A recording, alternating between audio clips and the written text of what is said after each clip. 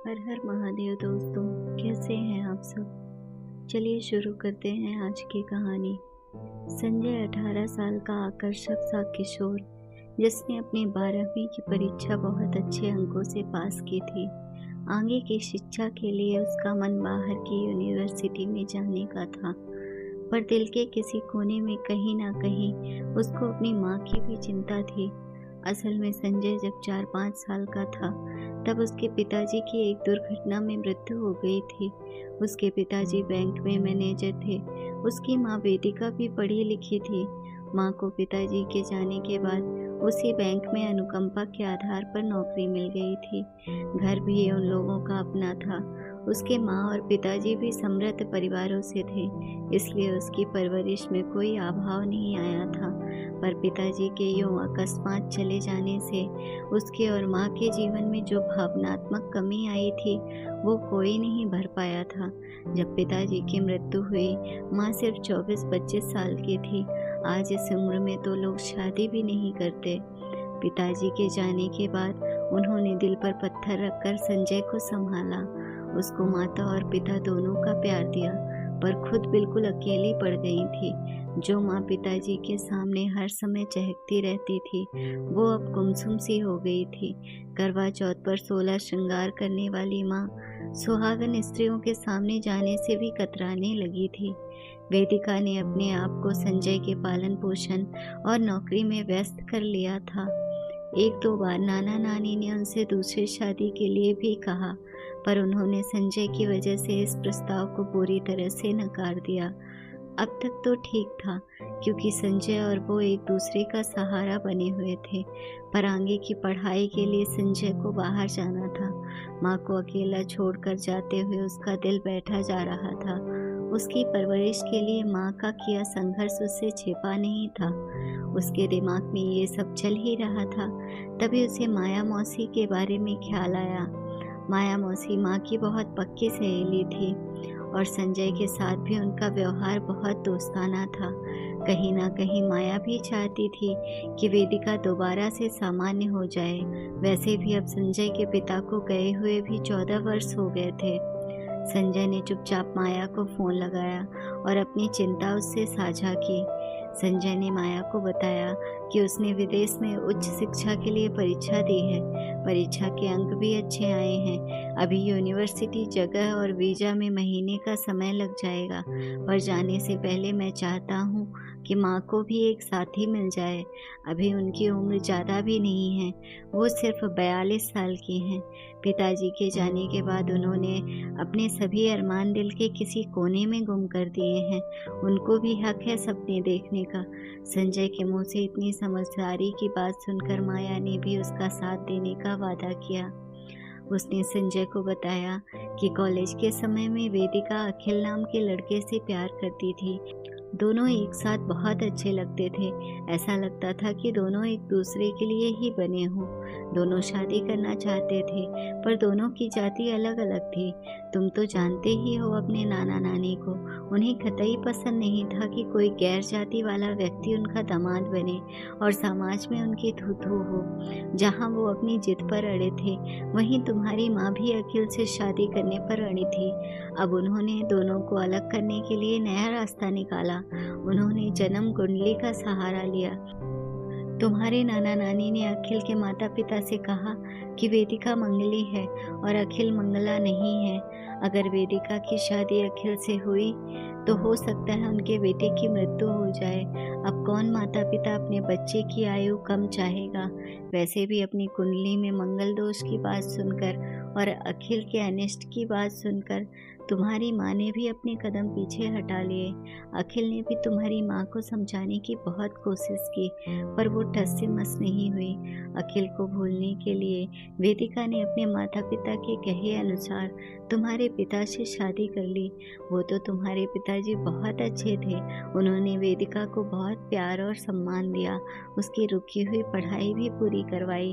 तुम्हारे आने के बाद तो वेदिका को सारी खुशियां ही मिल गई थी। वक्त के साथ वेदिका अखिल को भी भूलने लगी थी, पर तभी दुर्घटना में तुम्हारे पिताजी के निधन ने सब कुछ बदल दिया। उसके बाद तो वेदिका जैसे जीता जागता पत्थर हो गई। कहीं ना कहीं उसके मन में अपनी कुंडली को लेकर जो डर बैठ गया था, वो तुम्हारे पिता की मृत्यु के बाद पुनः जीवित हो गया। वो तुम्हारे पिता की मृत्यु का कारण भी खुद को समझने लगी और पूरी दुनिया से कट गई। वो तो भगवान ने उसको तुम्हारे जैसा समझदार बेटा दिया, जो उसके जीवन का सहारा बना।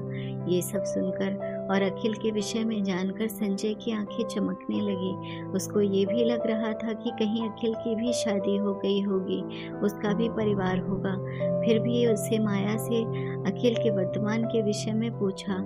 माया कहीं न कहीं संजय के मन की बात समझ रही थी। उसने मुस्कुराते हुए कहा कि अखिल ने आज तक शादी नहीं की। उसने अपने माता-पिता को भी कह दिया था कि अगर उसकी शादी होती है तो वो सिर्फ वेदिका से। अब वेदिका के बिना किसी और के साथ ज़िंदगी निभाना उसके लिए संभव नहीं है। उसके माता-पिता ने भी इस बात से संतोष कर लिया कि चलो उनका बेटा कम से कम जीवित तो है। वेदिका से शादी करके अपने बेटे को खोने का गम उसके अविवाहित रहने से उनको ज़्यादा उचित लगा। तुम्हारे पिता की मृत्यु के बाद उसने तुम्हारी माँ वेदिका से मिलने की भी कोशिश की, पर वेदिका तो जैसे किसी खोल में बंद हो चुकी थी। उसने अखिल से मिलने को बिल्कुल मना कर दिया। ये सब सुनकर संजय ने माया से कहा, क्या अखिल का नंबर है उसके पास? माया ने हाँ में सर हिलाते हुए उसको कहा कि उसकी अखिल से कॉलेज के एलुमनी कार्यक्रम में मुलाकात होती रहती है। वो दूर रहकर भी वेदिका के कुशल मंगल की जानकारी लेता रहता है।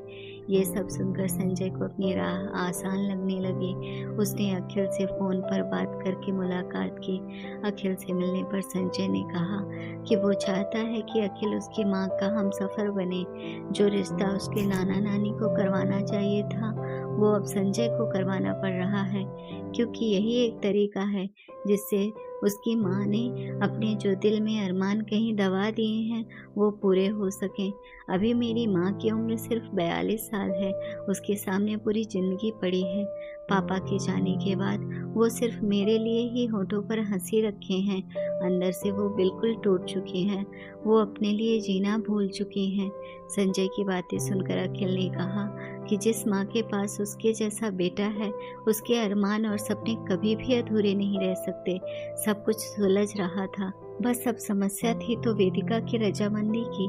संजय ने रविवार को अखिल को अपने घर पर आमंत्रित किया। उसने वेदिका से कहा उसका एक दोस्त शाम को खाने पर आने वाला है। अखिल नियत समय पर वेदिका के घर पर पहुंच गया। घंटी बजने पर जैसे ही वेदिका ने दरवाज़ा खोला तो अखिल को खड़े पाया। वो उसको कुछ कह पाती, तभी संजय ने पीछे से आकर कहा, माँ यही है मेरे दोस्त। अब वेदिका कुछ नहीं कह पाई। वो बाहर से सामान्य बनने की कोशिश करती रही, पर अंदर से उसके मन में भावनाओं का ज्वालामुखी फट रहा था। उधर माया भी इन सब बातों से अनजान बनते हुए वेदिका के घर पहुंच गई थी। खाना खाकर सब बैठे ही थे, तब संजय ने सबके सामने वेदिका से कहा कि माँ, आप और अखिल अंकल शादी कर लो। अखिल अंकल ने आपकी वजह से अब तक शादी नहीं की। आप शादी कर लेंगी तो मैं भी खुशी खुशी विदेश चला जाऊंगा और पढ़ाई में मन लगा पाऊंगा। वेदिका ये सब सुनकर संजय पर गुस्सा होने लगी और कहने लगी, अभी तुम इतने बड़े भी नहीं हुए हो कि मेरी ज़िंदगी के फैसले लोगे। माया भी अभी वहीं थी। वो अब चुप ना रह सकी और बोली कि वेदिका, संजय के पिताजी को गए अब 14 वर्ष हो गए हैं। तुम अपने हिस्से का वनवास झेल चुकी हो। अब संजय भी समझदार हो चुका है। क्यों अपनी जिद में आकर 3-3 जिंदगियां बर्बाद कर रही हो? अखिल ने सारा जीवन तुम्हारे नाम कर दिया है। अब अपने डर से बाहर निकलो और अपने साथ साथ अखिल के हिस्से का भी वनवास समाप्त कर दो। जिंदगी तुम्हें दूसरा मौका दे रही है, जो हर किसी को नहीं मिलता। इतना सब सुनने के बाद भी जब वेदिका अखिल से शादी करने के लिए तैयार नहीं हुई और वहां से उठकर जाने लगी, तब संजय ने कहा, माँ, अब मेरा विदेश जाना भी आपके हाथ में है। अगर आपने अखिल अंकल से शादी नहीं की तो मैं भी आगे की पढ़ाई के लिए विदेश नहीं जाऊंगा। अभी मेरे जाने में 1 महीना है। मैं आप दोनों की अगर शादी हो जाती है तभी बाहर जाऊंगा, नहीं तो मैं यहीं किसी कोर्स में एडमिशन लेकर आगे की पढ़ाई करूंगा। आप ये भी ध्यान रखना कि आगे मैं भी फिर शादी नहीं करूंगा। आपका बेटा हूँ तो आपकी तरह ही जिद्दी भी हूँ। वेदिका ये सब सुनकर सोच में पड़ गई, क्योंकि बाहर से पढ़ाई करना संजय का बहुत बड़ा अरमान था। तब अखिल ने भी गुलाब का फूल उसको पकड़ाते हुए किसी नज़र को तेरा इंतज़ार आज भी है गाना गुनगुना दिया। अब वेदिका के पास इनकार करने की कोई वजह नहीं थी। आज वास्तव में उसका वनवास समाप्त हो गया था। आज संजय ने अपनी माँ के दिल में दबे अरमानों को पूरा करने में कोई कसर नहीं छोड़ी थी। तो दोस्तों, कैसी लगी मेरी कहानी? आपकी प्रतिक्रिया अवश्य दें। अगर आपको हमारी स्टोरी अच्छी लगी हो तो अपने दोस्तों के साथ भी शेयर कीजिए और कमेंट में ज़रूर बताइए कि कैसी लगी ये कहानी। और हाँ, ऐसे ही अच्छी अच्छी कहानियों के लिए चैनल को सब्सक्राइब करना ना भूलें। धन्यवाद दोस्तों।